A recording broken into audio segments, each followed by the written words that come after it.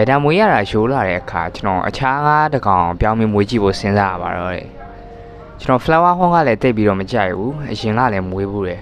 fancy fish ကြတော့လေကျွန်တော်တို့တိတ်ပြီးတော့အဆင်မပြေဘူးအဲ့ဒါနဲ့ပဲကျွန်တော် channel တွေကိုရွေးချယ်ပြသွားပါတယ်ဘယ်ငါပဲဖြစ်ဖြစ်စာမွေးမယ်ဆိုလို့ရှိရင်သူတို့နဲ့ပတ်သက်တဲ့ accessory တွေသူတို့ရဲ့ကျန်းမာရေးတွေပြီးလို့ရှိရင်သူတို့ကြိုက်တဲ့ပတ်ဝန်းကျင်တွေကိုကျွန်တော်တို့ကလေ့လာရပါတယ်အမှကျွန်တော် Facebook မှာရှာရင်နေပေါ့ Y2 channel ဆိုတဲ့ page လေးကိုတွားတွေ့တယ်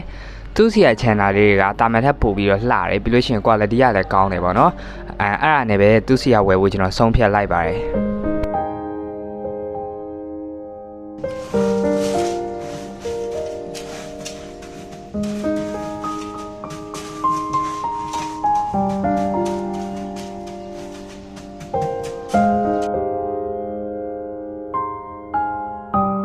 ကောင်လေးတွေကပုံခိုးရတယ်လဲကြိုက်တဲ့အတွက် dribble တစ်ခုလောက်တော့ထည့်ပေးပါမယ်ကျွန်တော်ကတော့ဒီလိုမျိုးအရှုပ်အထွေးများတဲ့ dribble လေးကိုထည့်ပေးထားပါတယ်အဲ့ဒါမှသူရှောက်ပတ်ပြီးတော့ sock ကစားမှာပဲဖြစ်ပါတယ်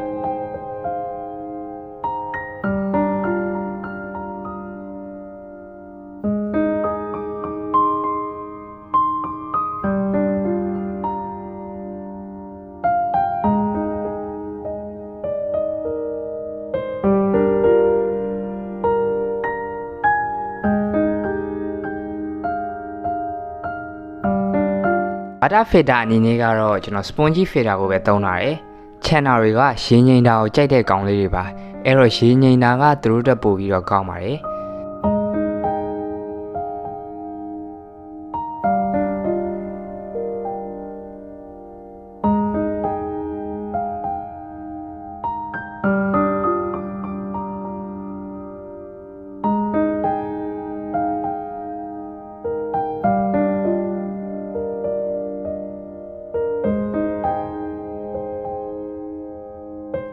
channel မွေးမယ်ဆိုရင်တေချာကန် setup ချပြီးမှမွေးစေချင်ပါတယ်ဒီကောင်လေးတွေကခုံရတာကြိုက်တဲ့အတွက်အပေါ်ကနေကျွန်တော်အဖုံးလေးဖုံးပေးထားပါမယ်အစာကတော့ကျွန်တော်တစ်နေ့နှစ်ကြိမ်ကျွေးပါတယ်အစာကိုတစ်မျိုးတည်းကျွေးရတဲ့စားလို့ရှိရင်အစာချောင်းနဲ့အစာရှင်ကိုမျှကျွေးတာကပိုပြီးတော့ထိရောက်မှုရှိပါတယ်ကျွန်တော်လူကြီးလိုပဲအစာတစ်မျိုးတည်းစားနေရင်ဘယ်တော့မှအဆင်မပြေနိုင်ဘူးဗျာအဲ့တော့အစာကိုအလှည့်ပြောင်းလေးဖြစ်အောင်သူ့ကိုကျွေးပေးပါမယ်